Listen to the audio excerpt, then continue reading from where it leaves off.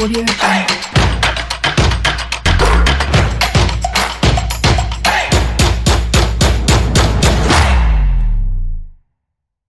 Best FIFA Football Awards 2019, qui de Messi, Ronaldo ou de Van Dijk va être le successeur de Modric?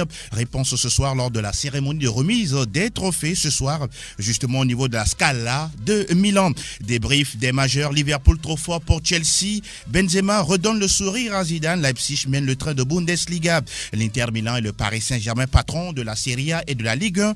Conforama, c'est lundi, chers auditeurs, vous réagissez via la libre antenne sur le sujet de votre choix à travers nos numéros de téléphone. Bonjour Franck Dougnama. Bonjour Angelo, bonjour à toutes et à tous. Comment vous portez-vous? Dieu est fort, c'est bon. Merci d'être là. Ezekiel, buongiorno. Bonjour Angelo, bonjour à tous. Salut Fifi. Bonjour Angelo, bonjour à tous. Bien, nous allons démarrer tout à l'heure l'émission. Partout où vous vous trouvez, chers auditeurs, recevez nos salutations sportives. PFE 583, Sa Majesté Pélagie Mikoum est à la mise en onde, réalisation vidéo et l'homme à devant. Je suis Angelo Folikwe. Les délices du foot européen, c'est juste après ceci. Dans quelques instants, tout précisément aux alentours de 17h30, temps universel, a lieu la cérémonie The Best FIFA Awards 2019. Franck Dougnama, le trio aux côtés joueurs est connu. Lionel Messi, Cristiano Ronaldo et puis un certain Virgil van Dijk. Vous voyez qui succéder à Luka Modric? Mais d'abord, pour moi, ça ressemble à une comédie. On prend les mêmes et on recommence. Ceux qu'on a pris pour, on va dire, le meilleur joueur européen, c'est ça. La triplette Van Dijk, Messi et Ronaldo. Cette triplette est reconduite pour The Best FIFA Award. Mais c'est la même chose. J'ai comme l'impression que Van Dijk va pouvoir s'en sortir encore une fois. Sinon, ce serait vraiment, j'allais dire, mal vu. Donc, ce qui me dérange dans tout ça, c'est que l'Afrique est un peu vraiment mise à l'écart dans ces genres de situations. Regardez un peu les performances de Salah, les performances de Mané. Oui. Ces deux joueurs extraordinaires ne sont même pas dans cette liste. Je ne sais pas ce que vient chercher Messi et Ronaldo dans cette liste-là. Donc moi, ça m'embête un tout petit peu. Je n'ai rien à dire. Fifi, votre avis là-dessus? Oui, moi je crois qu'on va encore prendre la même personne. Voilà. Je vais parler de Van Dijk. Quand on prend... Ce qui n'est pas objectif selon vous, hein? C'est ça? Non, c'est objectif. Quand on prend sa saison et tout ce qu'il a fait, il mérite d'être là. Maintenant, je rejoins un peu Franck. Quand il parle des deux autres joueurs, je pense que ce que Salah et Mané ont fait au cours de la saison, ils ont été deuxièmes de leur championnat. Ils ont été les vrais artisans de la victoire de Liverpool en Ligue des Champions. Oui. Et puis, comme on parle de la FIFA, bon, je ne sais pas s'ils prennent en compte le palmarès en équipe nationale, puisque c'était la CAN. Et même si on veut bien ajouter ce palmarès-là, on les voit. On voit Mané qui a été jusqu'en finale de la Coupe d'Afrique des Nations. Je me dis qu'ils méritent au moins d'être sur la liste, même si au finish, on ne va pas leur donner le trophée. Oui. Maintenant, quand on ne les retrouve pas, c'est décevant. Maintenant, derrière, on peut parler également des intérêts, parce que quand on parle de Lionel Messi, on a l'impression que Lionel Messi et Cristiano Ronaldo, pour ce qu'ils représentent dans le monde du football, il doit être forcément sur pour faire plaisir aux sponsors et partenaires. Voilà, pour faire plaisir aux sponsors et partenaires. Donc, ils doivent être là. Ouais, même s'ils ne foutent rien.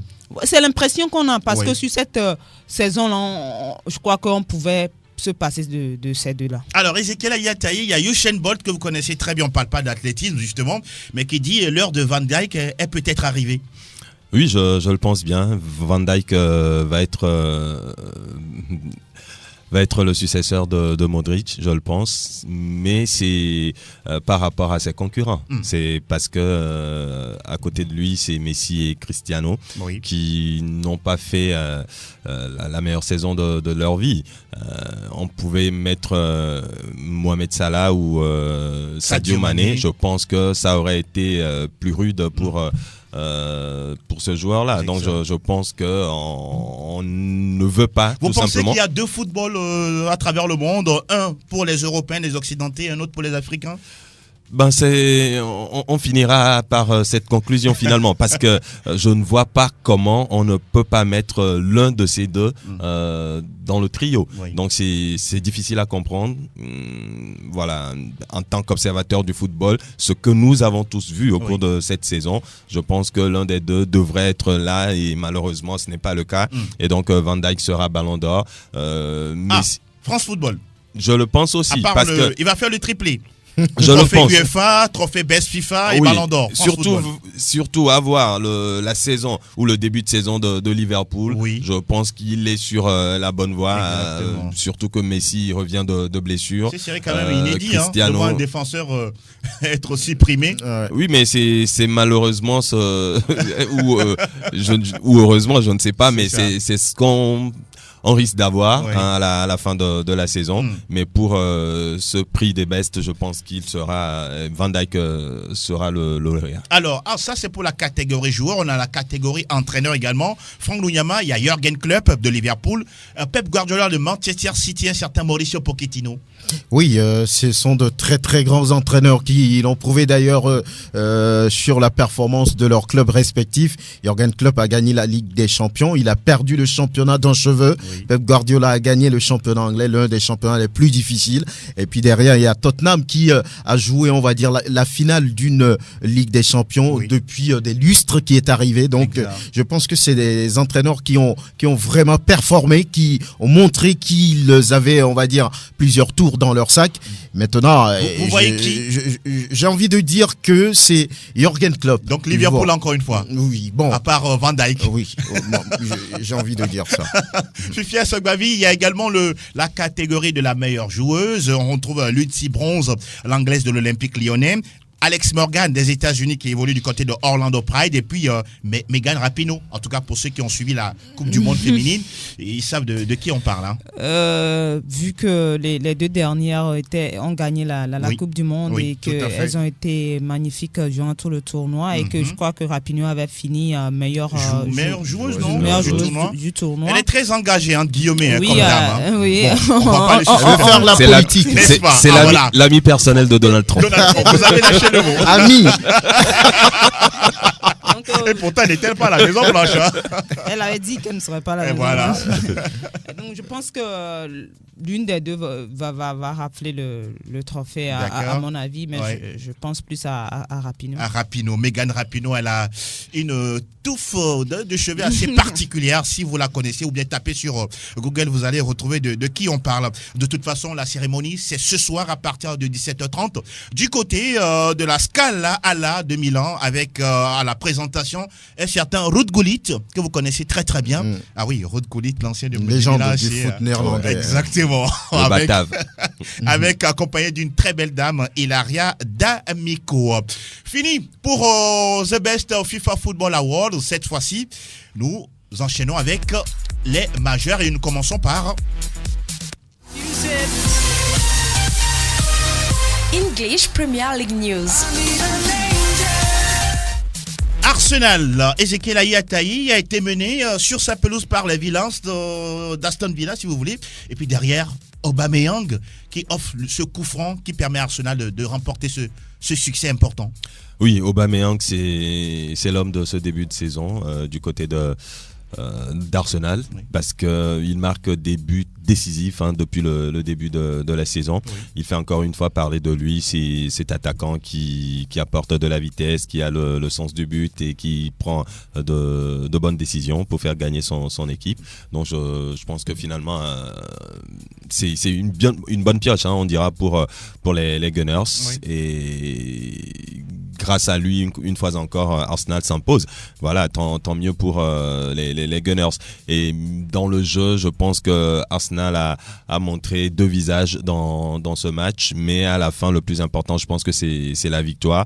Et puis on notera également le premier but de monsieur qui a coté 80 millions à Arsenal. Oui, de Pépé qui marque finalement pour les Gunners. Fifi, Pépé, doit-on lui donner un temps d'adaptation, parce que les critiques commencent déjà à pleuvoir du côté de moi je Angleterre. pense qu'on doit lui donner un temps d'adaptation. Il a marqué hier.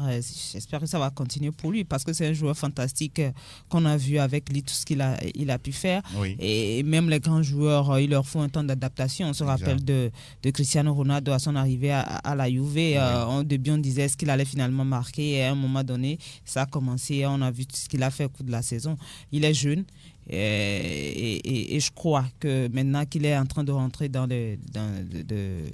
la compétition et il a commencé par marquer, et ça va continuer ainsi pour lui. Oui. J'ai envie de dire que je suis d'accord avec Nicolas Fifi. Pepe. Oui, Nicolas Pepe, il faut lui donner un temps d'adaptation. C'est un joueur qui a connu, qui a vécu pendant longtemps l'ADN du foot français. Maintenant, il a changé de cap. Il est allé dans un championnat d'un niveau assez difficile. L'ADN anglais, c'est le football total. On n'a pas le temps de réfléchir. Il y a ce joueur j'allais dire, Ndombele qui a dit, mais en France, lorsque vous recevez un ballon, vous avez le temps de réfléchir. En Angleterre, vous n'avez même pas une seconde. Voilà. Donc, vous voyez un peu la différence. Ça veut dire que c'est un joueur jeune, il faut lui donner le temps. Il a des qualités incroyables. Donc, s'il s'adapte, il peut faire très mal. En tout cas, il y a un autre qui s'est déjà adapté à cette première ligue depuis un bon moment. Fifi, c'est N'Golo Kanté dans le choc face à Liverpool. Il nous a fait du Messi, parce que les Français parlent de N'Golo Messi désormais, grâce par rapport à le truchement de ce but. On les connaît.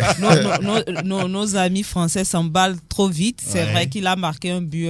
Un joli but, il dribble. De vrai attaquant. Et il permet à Chelsea de réduire le score. Ça n'arrive pas tous les jours de voir N'Golo Kanté et marquer. Il a pris ses responsabilités, il l'a fait. Félicitations aux garçons, même si les Français exagèrent un tout petit peu. Mais Liverpool reste quand même solide, Fifi. Oui, Liverpool 6 reste matchs, solide. 6 victoires. Voilà, c'est comme si hier j'ai discuté un peu avec un supporter de Man City qui me dit qu'il a l'impression que cette saison, c'est seulement Manchester City qui pourrait arrêter Liverpool. Et on voit, parce que depuis le début de la saison, Liverpool a, je crois, raconté déjà un grand. Chelsea. Oui, on le classe, même si ce début de saison est compliqué pour Chelsea. Il faut quand même classer Chelsea parmi les grands d'Angleterre. Vous pensez? Fifi, c'est le fond de votre pensée. Chelsea est-il toujours un grand d'Angleterre? On ne peut pas d'ici après 6 journées en même temps enterrer. Chelsea, c'est compliqué, c'est difficile. Ils n'ont pas eu le temps de faire des recrutements. Interdit même de recrutement. Voilà, Fifi. de faire des recrutements. Ils ne comptent que sur leur jeune attaquant Abraham. Mais ça n'empêche qu'on compte également avec eux dans ce championnat-là. Mais Liverpool est tellement solide en ce début de saison. 6 matchs, 6 victoires.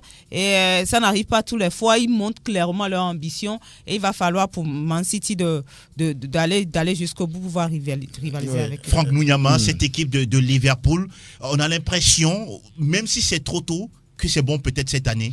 Oui, elle est sur une très très belle dynamique. Elle gagne 6 matchs, 6 victoires, 18 points. Sur 18 possibles. Donc, pour l'instant, parcours parfait pour Jürgen Klopp et ses hommes.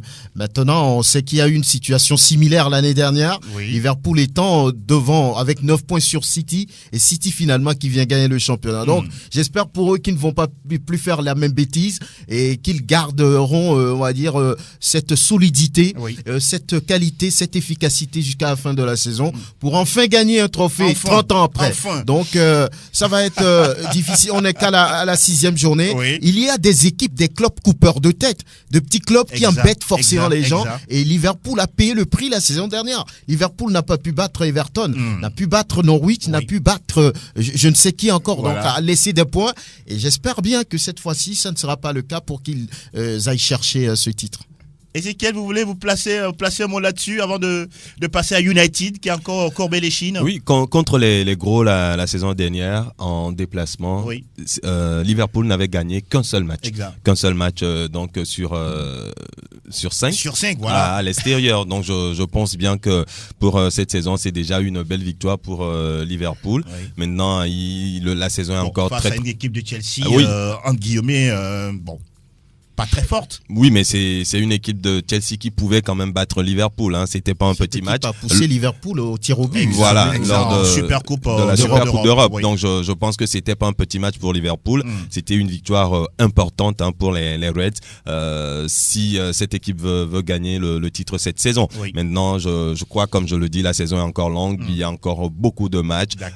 Il y aura d'autres compétitions. Hein. Il y aura la Ligue des Champions et le championnat, la Coupe de la Ligue. Donc je pense que il est trop tôt pour s'emballer, pour parler de titres. Mais Liverpool se montre quand même très solide depuis le début de la saison. Vous gardez le micro, parlons de United et après on enchaîne avec City. Ce sont deux équipes, voilà quoi, c'est pas le même pédigré. Hein. United, on se disait qu'avec Ole Gunnar, ça allait donner autre chose, mais je pense que ça va de mal en pis parce que même dans l'attitude, dans la réaction, on ne voit pas, on ne sent pas trop cette équipe de Manchester United. Donc ça va être une saison super compliquée pour Man U, malheureusement. Les supporters de Man U, ils ont du pain sur la plage, sur la planche, j'allais dire. Ça va être super compliqué parce que déjà, quand on prend les difficultés de Manchester United, il y a encore 2 saisons sur les côtés. Aujourd'hui, il n'y a pas de solution. Je trouve que ça n'a pas changé. Oui. C'est toujours autant compliqué sur les côtés pour Man U. Donc peut-être qu'au mercato hivernal, on attend de voir. Il va falloir faire quelque chose. Fifi, on va parler de City qui a passé 8 à Watford. Bon, tout près du record de United, hein, qui avait déjà battu une équipe là à 9-0 depuis 1972. Hein. Ah, il y a longtemps. Voilà. Oui, mais bon, City, oui, on pouvait s'y attendre quand on connaît l'équipe de City, même si on a été surpris la journée précédente par sa défaite. Ils se sont fâchés. Ils se sont fâchés vraiment. Vraiment, et ils l'ont fait à Watford. Mais maintenant, le plus dur pour eux maintenant, c'est de pouvoir suivre véritablement cette équipe de Liverpool. Voilà. Mais ce qui m'inquiète un peu pour City, c'est qu'ils prennent quand même des buts cette saison. Et c'est ce qu'on déjà 6 voit. Hein. Oui, 6 en 6 journées. En 6 journées, ce qu'on ne voyait pas par le passé. C'est ça. Même s'ils marquent beaucoup. Imaginez la dernière fois face à l'équipe qui les a battus. Norwich, pardon. Ils ont quand même plus 32. Ils ont plus 3 buts. Ils ont plus 3 buts. Ils ont marqué seulement 2. Ils en ont marqué 2. D'accord. Et c'est là l'inquiétude. Mais marquer 8 buts face à Watford, c'est beaucoup. Ce n'est pas une information. Ce n'est pas une information venant de Man City. On pouvait s'y attendre. Alors, on va faire, donner les résultats des autres matchs. Crystal Palace fait 1 but partout face à Wolverhampton. La formation de Newcastle, 0 but partout face à Brighton. Burnley qui gagne Norwich 2-0. Sheffield United qui s'impose 2-0 face à Everton. Et puis 2-1 pour Leicester City face à Tottenham au classement. On retrouve Liverpool avec 18 unités. Ça fait 13 pour City, déjà 5 points d'écart entre les deux cadors. Leicester est 3e avec 11 points. Arsenal également 4e avec 11 unités. West Ham est à la 5e position avec 11 unités. Au bas du classement, on retrouve Aston Villa, Wolverhampton, puis Watford. Et au classement des meilleurs buteurs, Sergio Aguero, oui, il est le seul devant avec 8 buts. Tammy Abraham de Chelsea en a 7, 6 pour Pierre-Emerick Aubameyang. Fini pour la Première Ligue. Direction Salta el Madrid, salta el Barça, arranca el clásico. Está el tiempo de la Liga. Así suena la que recibe de Casemiro, jaga la primera, gol.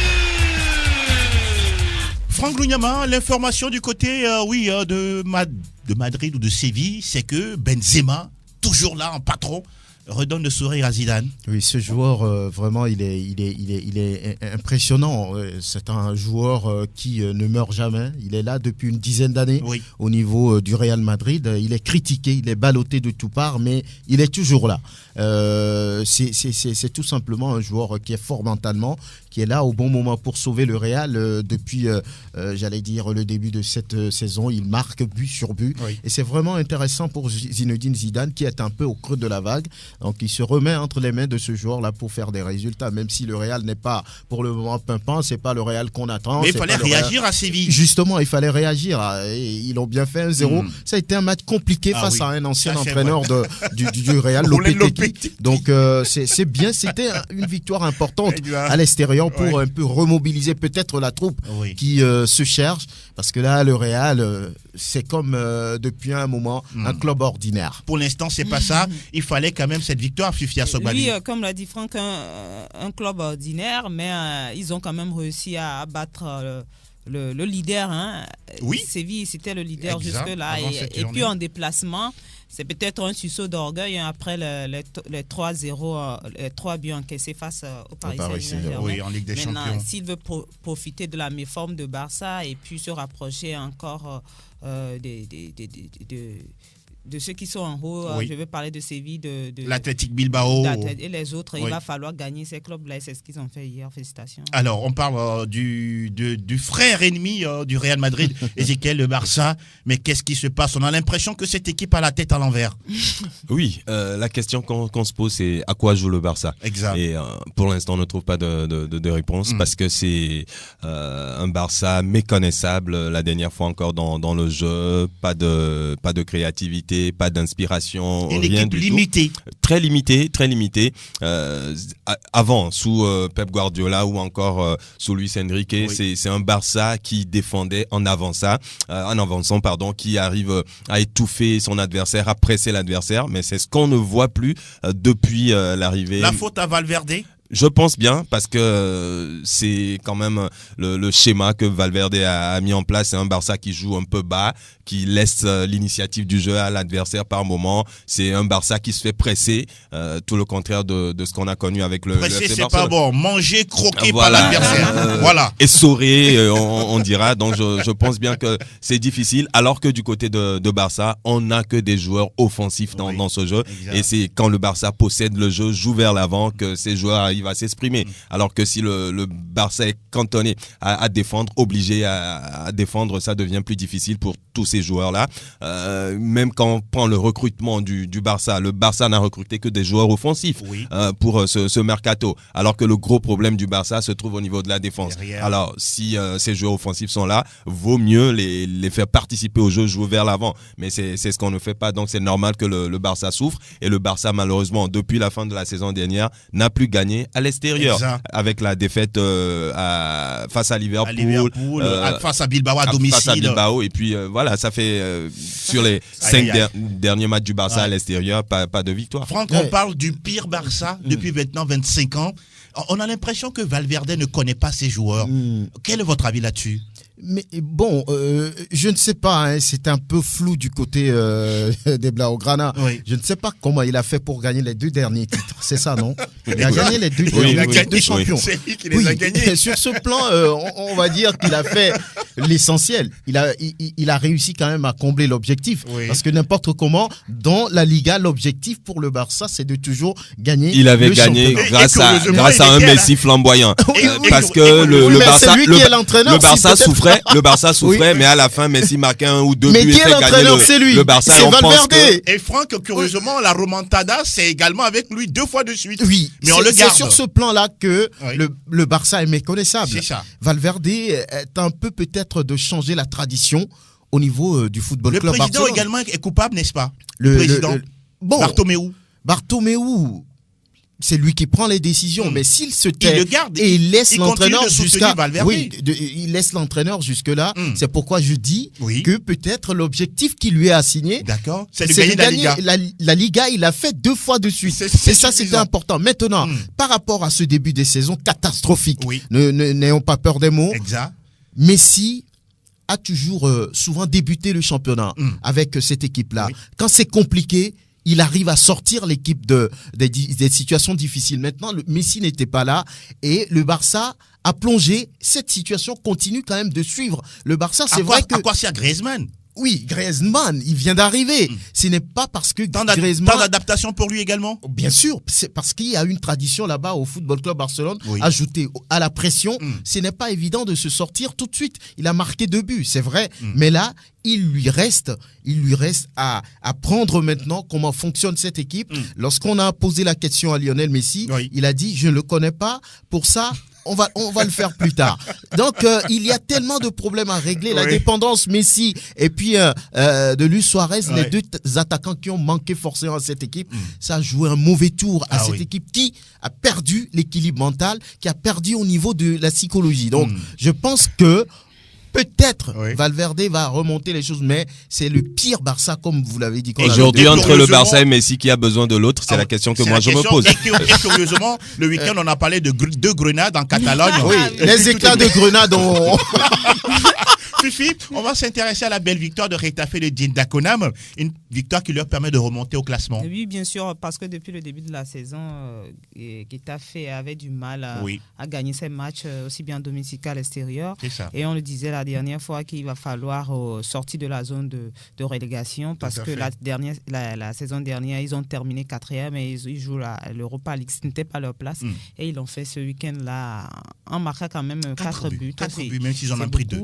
Et j'espère que c'est le renouveau qui commence, ou bien c'est la saison qui commence véritablement pour Djenné et ses clubs. Et la curiosité du côté de la Liga, c'est l'Athletic Bilbao qui est leader à l'heure où nous parlons, avec sa victoire 2-0 face à Alaves. L'Athletic Bilbao qui est premier avec 11 points, Real Madrid deuxième avec 11 points, 10 unités pour Grenade. Ah oui, la Real Sociedad est 4e, voilà quoi, c'est le quatuor inédit du côté de la Liga. Le FC Séville décroche à la 5e position. Au bas du classement, on retrouve l'Espagnol Barcelone, Eibar et puis Leganés. Au classement des meilleurs buteurs, Karim Benzema du Real est presque devant avec un certain Moreno de Villarreal, 5 buts chacun, et puis Raúl Garcia de Bilbao aux 3 buts. Cette fois-ci, le pays où le football rime avec la saucisse et la bière. Alles über Bundesliga. Alors, du côté de l'Allemagne, c'est Leipzig qui continue à garder la main. Oui, c'est cette équipe-là qui continue quand même d'être solide en tête. Elle est allée gagner en déplacement sur les installations de Werder. 3-0. Super. 3-0 et ça permet quand même à cette équipe de Leipzig de continuer par dominer la Bundesliga. Et derrière, le Bayern de Munich qui a flambé face au promu FC Cologne, balayé 4-0, doublé de Lewandowski. Un but de Coutinho, le premier. L'ami d'Ezekiel. Oui, le premier avec son nouveau club et puis un autre de Perisic qui a été transféré également lors du mercato et ça fait 4-0 pour le Bayern de Munich. On parlera également de la victoire de Mönchengladbach devant Düsseldorf, 2-1. Francfort qui a bloqué, qui a ralenti un tout petit peu le Borussia Dortmund. 2 buts partout. Ça a été un match très serré entre les 2 clubs. Hertha Berlin s'est donné un peu de souffle en dominant le promu Paderborn 2-1.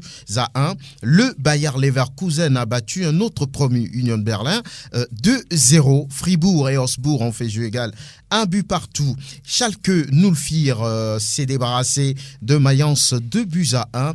Et cette 5e journée va prendre fin ce soir avec le match Wolfsburg-Offenheim de Ilas Bebou. Vivement une victoire pour lui, oui, pour remonter au classement. Vraiment.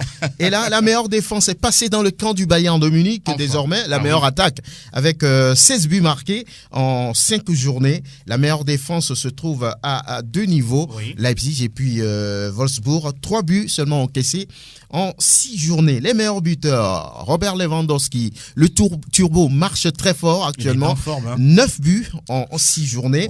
Et en 5 journées. Et puis deuxième, Alcacer, 5 buts. Et Timo Werner, 5 buts aussi. Du côté du classement, on trouvera en tête, on l'a déjà dit, Leipzig premier, 13 points. Deuxième, Bayern de Munich qui revient, 11 points. Troisième, Dortmund, 10 points.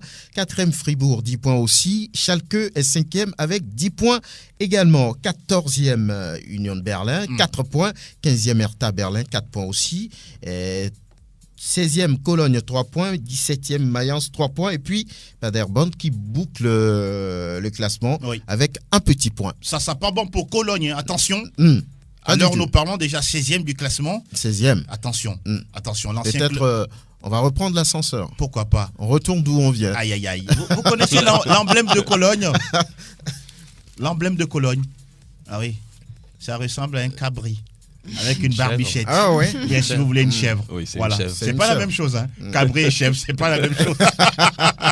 L'ancien club d'un certain Lucas Podolski, oui, qui a connu de très très bonnes choses champion avec du monde, absolument avec l'Allemagne. Précoce, il faut le préciser, très précoce avec cette équipe de la Mannschaft. Guten Morgen à tous les Allemands et surtout à tous ceux qui aiment le Bayern Munich, sans oublier le Borussia Dortmund. Alors, on va faire le frein. On va parler désormais du pays d'adoption de Cristiano Ronaldo.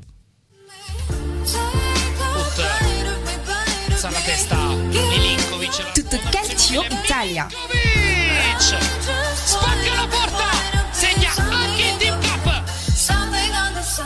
Alors, ça a été difficile, compliqué, à l'usure pour la Juve, mais enfin, Cristiano offre la victoire à la Juve. Oui, Cristiano offre la victoire à la Juve sur penalty. La Juve qui s'impose finalement 2-1 face au Hellas Vérone. Il y a eu un but quand même somptueux de Mikel, un but, comment je dirais, de Mikel Veloso pour les deux Hellas Vérone. Voilà. Mais finalement, c'est la Juve qui s'impose. Le premier but également de Aaron Ramsey avec la Juve, comme il sait si bien le faire, une frappe hors de la surface de réparation.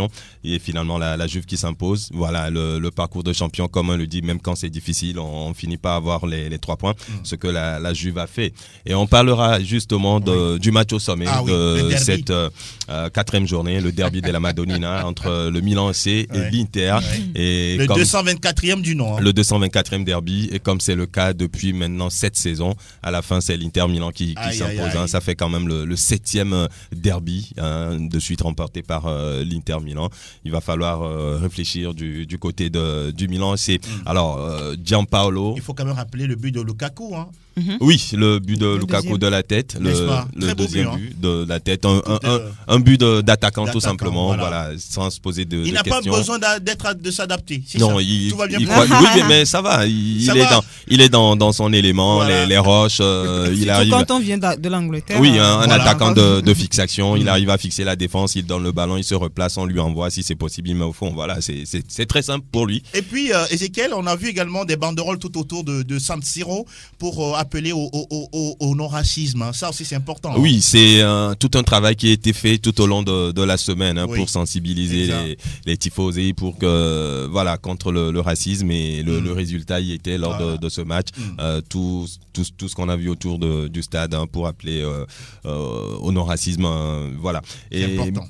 Mais le gros problème, il faut le dire, c'est le coach du Milan. Est-ce qu'il aura du temps pour continuer, parce que ses prédécesseurs n'en ont pas eu, et lui aussi, je pense qu'il n'en aura pas. Inzaghi, Gattuso. Oui, voilà, ils ont tous été remerciés. Gianpaolo, il a perdu une partie de sa crédibilité, je pense, puisqu'il a commencé cette saison avec un 4-4-2 qui ne fonctionnait pas. Après, il est revenu à un 4-3-3, et lors de ce derby, curieusement, il revient encore à ce 4-4-2 sans aucune créativité, avec un Suso toujours 10 mètres trop loin de la surface pour être réellement efficace. Donc ça a été difficile pour lui. Et maintenant on parle de la gestion du mercato de la part de Gianpaolo du Milan. C'est quand même curieux aussi, puisqu'il y a eu Bennacer, Hernandez et Rubic qui ont débuté sur le banc tous les 3, alors qu'on a dépensé beaucoup d'argent pour faire venir ces joueurs. Alors pourquoi on les a fait venir? C'est la question qu'on se pose. Alors que l'équipe est pleine de lacunes et un plan de jeu abonné aux abonnés absents, je dirais. Parce que si on voit bien dans le jeu, dès le début de la rencontre, l'Inter savait ce qu'il est venu chercher. Les intentions étaient là, tout était clair du côté de l'Inter Milan, alors que pour le Milan c'était difficile, et surtout pour les deux latéraux qui n'étaient du tout pas dans ce match-là. Et pourtant on évolue à domicile. Oui, et pourtant le Milan a évolué à San Siro, comme on l'appelle, dans son entre. Et ça a été compliqué. Donc à la fin, je vais parler italien. Allez-y, voilà, pourquoi pas, si vous voulez. Testa bassa et pedalare. Voilà. La tête basse et on pédale. Quand on y va. Il a bien appris les ça c'est très très bien dit. Ah oui, ça sent l'italien. Parlons de la combien de fois? Bon, je l'ai pas répété. C'est venu comme ça. Edin Dzeko également. Oui, Edin Dzeko a aussi marqué pour la Roma, la Roma qui s'est relancée grâce à ce but de Edin Dzeko. Il y a d'abord eu un but de Kolarov et le but égalisateur est arrivé. Et deux anciens de City. Oui, deux anciens de City. Edin Dzeko à la 90e minute, faut le noter, qui marque pour la victoire de la Roma dans ce match face à Bologne. La belle victoire de Napoli. Le Napoli qui suit le rythme imposé par l'Inter Milan, puisque le Napoli en déplacement s'est imposé sur la pelouse de Lecce, 4-1 avec un doublé de Llorente. Ah oui. Oui. Et la Ligue des Champions lui a fait du bien, quoi. Ah oui, mais finalement, on dira que c'est un joueur qui fait du bien à cette équipe, puisqu'il a déjà marqué en Ligue des Champions et il enchaîne avec un doublé dans ce match, et sans oublier le but de Insigne, l'homme fort de cette équipe. Voilà. Et on parlera également de la Fiorentina. Exact. Le premier but de Franck Ribéry. Le premier but de Franck Ribéry, et toujours, malheureusement, pas de première victoire pour la Viola. La Viola qui menait pourtant 2-0 dans ce match, qui se fait actuellement bon dernier. Qui se fait rattraper. Incroyable. Le but égalisateur est marqué à la 90e minute. Incroyable. Voilà. On va aller rapidement au classement si vous voulez. Oui, au classement, l'Inter Milan reste en tête. 4 matchs, autant de victoires, 12 points donc pour l'Inter Milan, 10 points pour la Juve qui a concédé un nul entre-temps, le Napoli 3e avec 9 unités, 8 points pour la Roma, 5e la Lazio, 7 points également pour l'Atalanta Bergame, 7 unités également pour Bologne, et on retrouve le Milan C à la 12e place avec 6 petits points. Et puis dans la zone rouge, on a Lecce, la Sampdoria, 3 points chacun, et puis bon dernier, la Fiorentina de Franck Ribéry, 2 points. Au classement des buteurs, Berardi de Sassuolo reste en tête avec 5 réalisations, suivi de Tiro Immobile et de la Lazio, 4 buts, et puis 3 buts pour Edin Dzeko de la Roma. La meilleure attaque, c'est le Napoli, avec 13 buts marqués en 4 journées. Et puis la meilleure défense, le leader, naturellement, l'Inter Milan, un seul but encaissé en 4 matchs. En tout cas, ça va être un championnat disputé de bout en bout du côté de la Serie A italienne. Est-ce que l'Inter arrivera-t-il finalement à dompter ou à priver la Juve du titre? C'est la grosse interrogation. Ah, voilà qui est dit. Grazie mille, Ezekiel. Direction le pays de Casimir Ninga. Monaco, le champion. Et quel spectacle pour une dernière victoire. 100% Ligue 1, Conforama. Lacazette réussit le sien, 28e but de la saison sous les couleurs de Lyon avant de quitter le club. Lui, il a marqué 3 buts, juste à peine 12 minutes de jeu. Casimir Ninga, le Tchadien, 3 buts pour Angers face à l'AS Saint-Etienne. Fifi Assogbavi. Oui, c'est Saint-Etienne qui est dans une crise, on dirait, parce que depuis le début de la saison, c'est tellement compliqué pour les Stéphanois qu'on ne comprend pas ce qui se passe à ce niveau. Le club cher, un bonheur nous souper, que nous saluons au passage. Ça fait 4 buts encaissés face à Angers. Angers surprenant deuxième pour le moment du championnat. Franck Lougnama, Angers deuxième du championnat de France. C'est inédit, hein? Inédit, mais je pense qu'après tout le monde ira à sa place. Angers n'est pas à sa place, c'est ça? Non, Angers n'est pas à sa place, c'est clair. Mais vous êtes pas sérieux, quoi. Non, c'est la réalité. Encore. Mais attendez, mais Angers peut être champion de France, hein, tout est possible. Peut-être à l'intersaison, mais Angers ne finira pas champion d'automne. C'est ça. Fifi, on est avec comme vous. tu l'as dit, avec un Tchadien en feu, 3 buts pour lui tout seul dans cette rencontre. Casimir Ninga. Voilà son nom. Il faut le retenir, bien sûr. On se rappelle de certains Jafet Endorama, à l'heure nantaise, il y a quelques années déjà. Voilà. Il a marqué ses buts au 78e, 84e et 89e minute. Waouh, c'est énorme, hein? C'est une performance. Intéressant, Fifi. Vous souriez. Heureusement que c'est pas face au Paris Saint-Germain. Je ne sais pas s'il pourra le faire face au Paris Saint-Germain. Le football reste le football, mais ce sera plus compliqué quand même. Parlons du Paris Saint-Germain dans le choc face à Lyon. Neymar, qu'il est bon ce joueur. Face à Lyon, le Paris Saint-Germain qui allait gagner. Ça fait la première fois en 3 saisons que le Paris Saint-Germain arrive à dominer Lyon en déplacement, et parce que durant les dernières saisons, Lyon reste seulement la seule équipe qui arrive quand même à adopter le Paris Saint-Germain. Voilà, donc parlons de Neymar, Fifi. Oui, il est toujours là, il est présent. Il est là, c'est son rôle le facteur X du Paris Saint-Germain. De marquer. On l'a vu face à Strasbourg lors de la précédente journée, en l'absence de Mbappé, de Cavani, il a quand même pris ses responsabilités pour délivrer le Paris Saint-Germain. Il l'a encore fait hier. Je crois qu'il a compris aussi qu'il doit un peu conquérir le cœur des supporters, et ça passe par de belles performances. C'est ce qu'il a fait hier. Et un Paris Saint-Germain tout de même diminué, qui réussit en déplacement à battre Lyon. Je crois que c'est une belle performance. Vous n'êtes pas surprise par la performance, bon, pas la performance, mais la copie de Lyon depuis un bon moment. Oui, mais moi je me disais que sur cette rencontre-là, Lyon était capable de tout parce qu'on l'a vu, les saisons précédentes, Lyon doutait, mais quand même face au Paris Saint-Germain, Lyon sortait le grand match, mais c'est ce qu'on n'a pas vu hier. Il a fallu un grand Lopez également pour pouvoir sauver les meubles. C'était un Lyon sans croc, un Lyon sans croc, un Lyon moribond, on dira, aucun tir cadré pendant 90 minutes. Comment on peut gagner ce match dans ces conditions? Oui, c'est pas possible. Mais encore une fois, Neymar qui sauve le Paris Saint-Germain. Il faut ça pour qu'il redevienne ami avec les supporters du club parisien, parce qu'il est hué, parce qu'il est vomi à un moment donné. Maintenant, sur ces 2 matchs, il a fait savoir aux supporters du Paris Saint-Germain qu'il est toujours là. Il reste ce grand joueur qui peut faire la différence sur un rien du tout. Et voilà, et comme l'a dit Memphis Depay, avec rien, il peut faire quelque chose. Donc, sur les 2 derniers buts qu'il a marqués, il ne doit rien à personne. C'est des exploits techniques assez intéressants. Un petit crochet pour se débarrasser de son vis-à-vis et puis placer le ballon dans le coin. Donc, voilà, il n'a que ça à faire maintenant. C'est ce qu'on lui demande. C'est ce qu'on lui demande. Par rapport à Lyon, prendre 2 points sur 12 possible. Mais c'est minable. Silvinho est un Brésilien. Oui, mais il est toujours là dans son affaire. Mais il veut toujours expliquer. Mais moi, je pense plutôt qu'il faut une conviction. Il tente toujours d'expliquer, mais le résultat ne suit pas. Donc, il y a danger à la maison et pour le moment, Olas se tait. Mais quand il va sortir, on attend Olas sortir. Oui, mais c'est ahurissant, 2 points sur 12. C'est alors minable. Quand on se dit que en début de saison, Lyon a commencé par un 6-0. 6-0, 4-0. On a dit, tiens, Lyon, le champion. En 2 journées, c'est 10 buts marqués. On se disait, mais Lyon là... est actuellement 9e. Lyon est à sa place, c'est ça? Non, je ne crois pas. non, Lyon n'est pas à sa place. On va parler de Marseille. Lyon devrait être à la place d'Angers. Voilà. Marseille qui fait nul face à Montpellier. Oui, Marseille qui était mené encore au Vélodrome jusqu'à la 74e minute, et c'est Valère Germain qui remet les pendules à l'heure. Et je me dis, c'est toujours compliqué pour Marseille face au... Je ne mettrai pas Montpellier parmi les gros, mais face au club un peu dur. Moyens qui ont envie. Et c'est face aux petits, je dirais que Marseille arrive quand même à sortir le grand jeu, mais quand il est face aux moyens, aux durs, c'est compliqué pour... On parlait de Montpellier qui a une très bonne défense.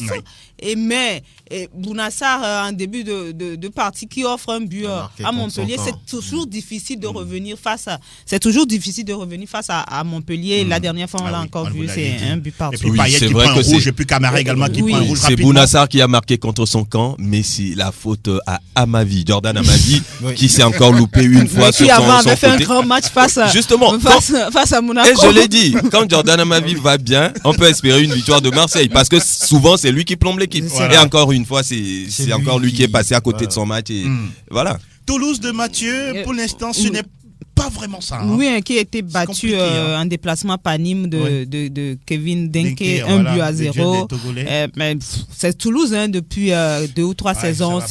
C'est le maintien. À la fin, ils essaient d'avoir le maintien et ça repart de la même manière cette saison également. Le match nul de Rennes face à Lille. Oui, Rennes aussi, depuis sa victoire face au Paris Saint-Germain. Et après, c'est compliqué pour Rennes qui enchaîne des matchs nuls, qui ne gagnent pas beaucoup également. On va aller avec les autres résultats. Les autres résultats. Strasbourg qui domine Nantes 2-1. Bordeaux, Brest, c'est 2 buts partout. Metz qui se fait battre à domicile par Amiens, 1-2. Et Nice, Dijon, c'est 2-1 pour les Niçois. Reims, Monaco 0-0. Monaco également qui ne gagne toujours pas. C'est vraiment compliqué pour Monaco. Et il va falloir réagir de ce côté-là. Et puis je crois que les autres rencontres, on en a déjà parlé. Voilà. Pour le classement. Au classement, voilà, Fifi. Le PSG est en tête avec 15 points, suivi d'Angers 12 points. Nice est 3e avec 12 points. Quatrième, le Stade Rennais, 11 points. Oui. Marseille est cinquième avec 11 points. Et puis en bas de classement, on retrouve Metz, 4 points. Monaco, 3 points. Et puis Dijon, 1 point. Monaco, 3 points en 6 journées. C'est incroyable. On parle déjà de Claude Puel. Hein, voilà pour lui succéder. Hein. Et au classement des meilleurs buteurs. Demi-point par journée. Vous n'avez pas la parole, Ézéchiel. Les demi-points, c'est comment? Vous n'êtes pas sérieux, quoi. Un point chaque 2 matchs, c'est grave, c'est grave. Au classement des meilleurs buteurs, on a Moussa Dembélé avec 5 buts, suivi de Osimhen, 5 buts également, Depay 4 buts. Et il y a Benedetto qui a 4 buts et puis Diallo de Metz également 4 buts. En tout cas, Abdou Diallo qui a été meilleur buteur du côté de la Ligue 2 avant de revenir dans le grand bain du côté de la Ligue 1. Un championnat très réputé et surtout un championnat difficile, il faut le reconnaître. Ceux qui pensent que la Ligue 1 est un championnat faible, attention. Voilà, on va donner désormais la parole aux auditeurs. Oui, il nous reste 9 minutes. Vous avez déjà composé les 92 03 60 31 97 24 26 26 pour être déjà en ligne. Auditeur, bonjour. Ouais, bonjour, monsieur. Oui, comment vous portez-vous, Kwadé nous Kwadé? Ouais, c'est pas la grande forme, ça va aller. C'est pas la grande forme, qu'est-ce qu'il y a? Un peu fatigué. Ah, d'accord. Beaucoup de courage à vous, hein. Je me repose à la maison comme ça. Ah oui, ça c'est bien. Il faut se reposer, comme Zinedine Zidane. Alors, le Real qui se relance, hein, c'est bien, hein? Ah oui, ça fait toujours plaisir. Si le Real se relance, ça. Actuellement, vous êtes deuxième du classement. Oui, actuellement. Si ça peut continuer, ça serait bien. N'est-ce pas? Ouais, on peut remercier le grand Dieu. Benzema, le grand joueur du Real, le grand successeur de Ronaldo? Non, pas forcément le successeur de Ronaldo, mais il est toujours présent quand on a besoin de lui. C'est ça. Mais seulement que le Real manque d'un tueur. C'est le problème du Real. Et Vinicius? Non, le Vinicius, c'est maintenant qu'il arrive. D'accord. Allez, bonne fête d'émission à vous. Je veux pas le voisin d'à côté. Ah oui, le voisin, il est là? Il est là. Et le réveil est bon, le voisin? Voisin, bonjour. Allô? Ah, le voisin, on dirait que le voisin... Il est loin et peut-être il va nous revenir bientôt. Auditeur, bonjour. Allô? Oui, bonjour. Non, le voisin à côté. Ah, le voisin, comment ça va? Je vais super bien, Réveil difficile. Avec la défaite du Barça. Comment vous allez, mes frères? Nous allons tous bien ici, et vous? D'accord. Moi, je ne suis pas d'accord. Ceux qui critiquent trop méchamment Messi. Méchamment? Oui. Mais nous sommes objectifs. Non, je ne parle pas seulement de vous, je parle de pratiquement tout le monde. Ah, des autres observateurs. Oui. Quand on prend Mané, Salah, tous les autres attaquants en Europe, Messi le défend largement. Oui, c'est vrai qu'il a remporté le soulier d'or européen, c'est clair, c'est vrai. Le meilleur joueur, tout. Mais il a gagné quoi à part la Liga? Non, mais quand on parle de performance individuelle, monsieur, tout le monde là. Il est devant. En 2010, il a eu le champion du monde. Il est devant. Ballon. C'est ça. Ou bien. Oui, allez-y. Je prends le cas de Niesta. Oui. Il a eu le Coupe du Monde, mais il n'a pas eu le meilleur joueur d'Europe. C'est ça. Donc, c'est pas forcément le trophée qui gagne. En 2013, Cristiano a marqué 69 buts. Oui. On lui a donné comme ça. On lui a donné le trophée. Trophée, oui. Cristiano a gagné quoi? Rien. Seulement qu'il a marqué 69 buts. En 2013, Kota Ribéry a tout gagné. Noé a tout gagné. D'accord. Bien. Ok, de toute façon, on suivra ce soir la cérémonie. On saura qui sera le gagnant. Voilà. Merci beaucoup, Foster. Quelqu'un d'autre derrière vous? Bonjour, auditeur. Ouais, je reviens juste. C'est encore. L'occasion aussi. Oui. Messi mérite ça et la Ligue des Trois. Oui. Alors Cristiano aussi mérite la Ligue des Trois. N'est-ce pas? Oui, parce que avec Cristiano, il a gagné le championnat, la Coupe. Oui. Il a gagné la Ligue des Nations. C'est ça. Par rapport à monsieur a gagné que le championnat. Ça pèse, n'est-ce pas? Le trio, c'est Mané, Salah et Van Dijk. Voilà. Ouais, voilà. Merci beaucoup. Merci infiniment. À bientôt. La guerre des voisins. Ah oui, j'imagine déjà ce qu'ils sont en train de se dire là-bas. Alors nous parlons. Quelqu'un d'autre derrière vous? Faustin et puis Kao Carré. Bonjour, auditeur. Il revient. Oh, décidément. Mais qu'est-ce qu'il y a aujourd'hui? Ah, mon voisin. Est-ce que tu as besoin de me répondre?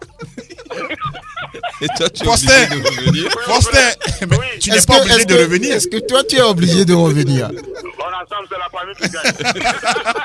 Bonjour les frères. Merci beaucoup. Quelqu'un d'autre derrière vous? Auditeur, bonjour. Ouais, bonjour la famille. Comment vous allez? Je veux pas Oui, Gérardson. Allez-y plus vite, s'il vous plaît. Ouais, mon grand. Oui, nous allons tous bien. Et vous? Je vais bien. D'accord. Bonjour à Ami Gaspard de Soir. Oui, Merci, bonjour. Ok, bonjour. Je m'en vais directement à la Liga. Oui, allez-y. Vous savez, aujourd'hui, j'ai compris que toutes les équipes sont prêtes pour jouer la Liga. Parce que, en voyant un grand Barça face la FC Séville la fois dernière, et revenu maintenant, réussi à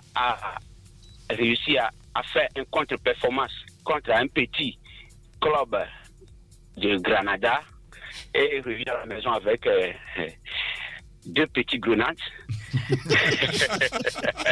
Mais ça risque d'exploser, hein? En revenant à la maison avec 2 petits grenades. Oui. Et voilà, un Real qui tâtonne toujours avec un Thibaut Courtois jamais rassurant. Oui. Mais quand même, on a réussi à essouffler un tout petit peu. Donc, on attend toujours de voir tous les avions décoller pour voir un bon Liga. Donc, pour les trophées de ce soir, moi, je pense que il n'y a rien à dire aux côtés des coachs. Oui. C'est toujours un gars club qui peut rapporter ce trophée parce que c'est un gars. Il a beaucoup fait. Même la saison passée, il était toujours présent. Il a réussi à battre toujours Pepe Guardiola en Ligue des Champions, même s'il le bat toujours en championnat. Je parle du Guardiola, bien sûr. Mais voilà, le gars, il est présent. C'est son heure qui a sonné. Il peut l'avoir ce soir. Voilà qui est dit. Vous tous. Merci beaucoup, Gérardson, pour votre intervention dans l'émission.